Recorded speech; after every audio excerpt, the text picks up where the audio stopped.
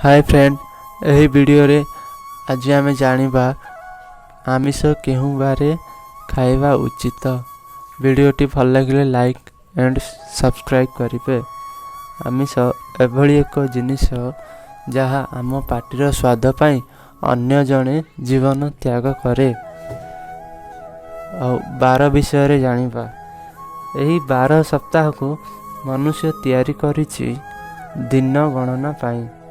कौन आपण केबे देखिछंती रविवार सूर्य शनिवार अपेक्षा जल्दी उदय हेबा आ सोमवार डेरी रे? बार हिसाब रे रविवार सूर्यंकर बार, से दिन से जल्दी आसवा कथा। आउ सोमवार लेट रे, कारण सोमवार तांको बार नुह। बार हिसाब रे प्रकृति चले ना। एबे आपण मानक मन रे प्रश्न आसीथिबो, एही नियम काहीकि? पूर्वे राजा माने प्रत्येक दिन आमिष खाउथिले। सप्ताह रे 7 दिन जेहेतु आम पेट वृक्ष आसुथिबा बा प्लांट बेस्ड फूड खाद्य पाई प्रस्तुत होईची।